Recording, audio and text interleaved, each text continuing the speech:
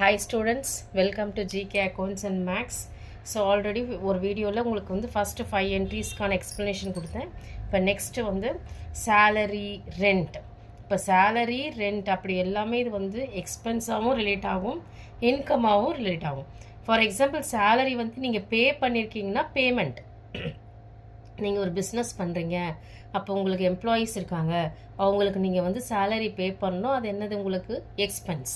அது மாதிரி ரெண்ட், இப்போ நீங்கள் ஒரு ஆஃபீஸ் வச்சுருக்கீங்க, அந்த ஆஃபீஸ்க்கு நம்ம ரெண்ட்டு பே பண்ணுறோம், அதுவும் நமக்கு என்னது எக்ஸ்பென்ஸ். ஸோ நெக்ஸ்ட் வந்து discount allowed, discount received. Discount allowed வந்து நம்ம கஸ்டமர்ஸ்க்கு நாம் அலோவ் பண்ணுறது பேர் டிஸ்கவுண்ட் அலோடு.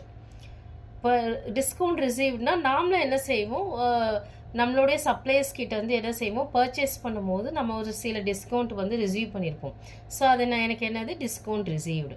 உங்களுக்கு இன்னும் டீட்டெயிலாக சொல்லணும். ஃபார் எக்ஸாம்பிள் பர்ச்சேஸ் பண்ணுறீங்க, இப்போ பர்ச்சேஸ் பண்ணும்போது எனக்கு சப்ளையர் கிட்டேருந்து தான் நான் பர்ச்சேஸ் பண்ணுவேன், ஸோ அவங்களுக்கு எனக்கு தரது வந்து டிஸ்கவுண்ட், ஸோ அது வந்து discount received.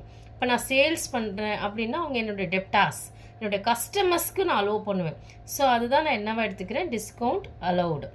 Next commission received, commission paid. ரிசீவ்டுனா இன்கம், கமிஷன் பெய்டுன்னு எனக்கு என்னது எக்ஸ்பென்ஸ். இப்போ கமிஷன்னா என்ன மீனிங், ஒரு வேலை ஒரு ஒர்க் பண்ணும்போது நமக்கு எக்ஸ்ட்ராவாக வர்றது பேர் தான் என்னது கமிஷன். ஸோ அது ரிசீவ்டாகவும் இருக்கலாம், பெய்டாகவும் இருக்கலாம். Next drawings. ட்ராயிங்ஸ்னால் என்ன மீனிங்னா, ஒரு ப்ரொப்ரைட்டர், ப்ரொப்ரைட்டர்னால் யார், owner of the business, who started a business. அந்த ப்ரொப்ரைட்டர் வந்து தன்னுடைய பர்சனல் யூஸ், டொமஸ்டிக் யூஸ்க்காக கேஷை வந்து கம்பெனிலேருந்து வித்ட்ரூ பண்ணால் அதுதான் என்னது ட்ராயிங்ஸ். Okay students, thank you.